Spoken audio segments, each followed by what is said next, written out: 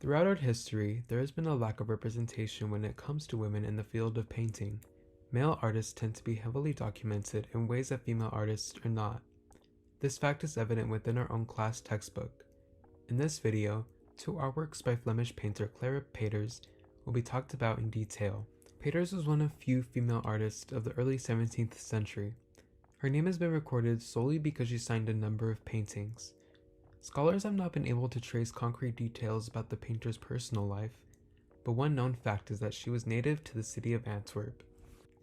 Most believe she was born around 1590 and came from a family of painters.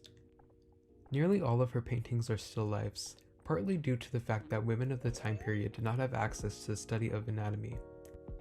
Peters is often not recognized as a household name despite being highly influential to the genre of still life painting. The first piece that we'll be discussing is her painting titled Still Life with Cheeses, Almonds, and Pretzels, created in 1615.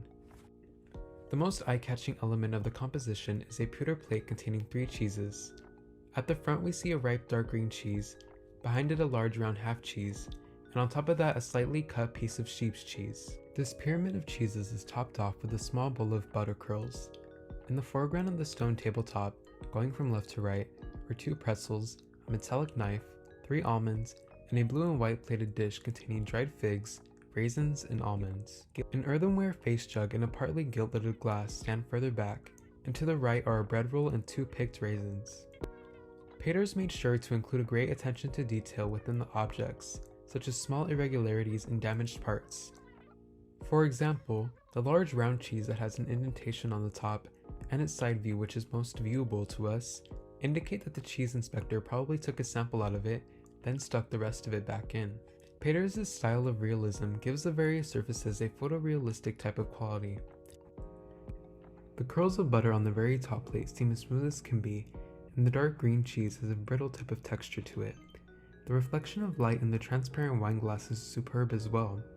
The artist's ability to use loose brushstrokes while depicting objects in a photorealistic manner proved that she was a master at her craft.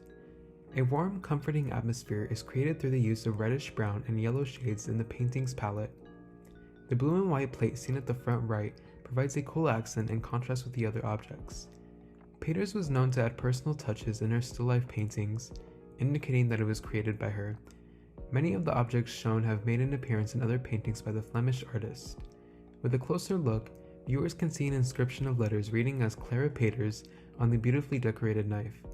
This is one of the few still lifes that showcase her name in its entirety.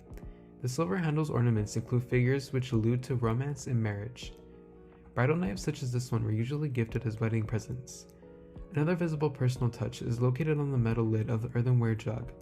Viewers can see the reflection of a woman's head with the white cap. This is none other than the painter herself.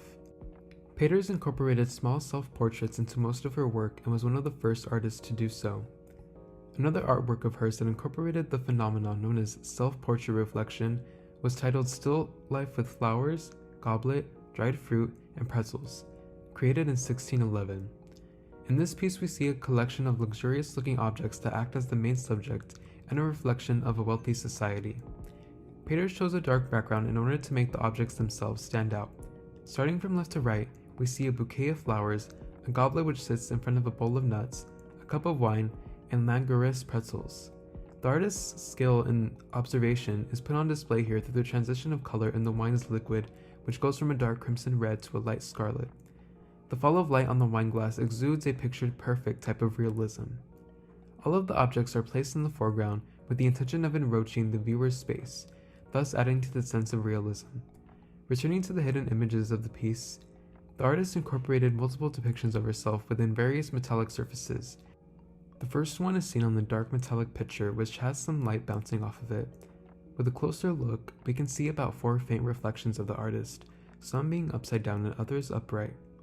We can see her reflection again by peering very closely at the central gold goblet. A miniature Peters stares back at us in tiny smudges of paint.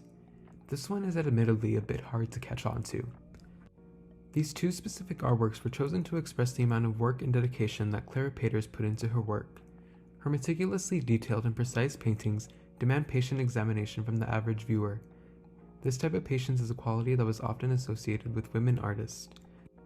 Her virtuoso techniques and ability to thrive in a male-dominated field would pave the way for future female artists, giving them the ability to flourish in their careers.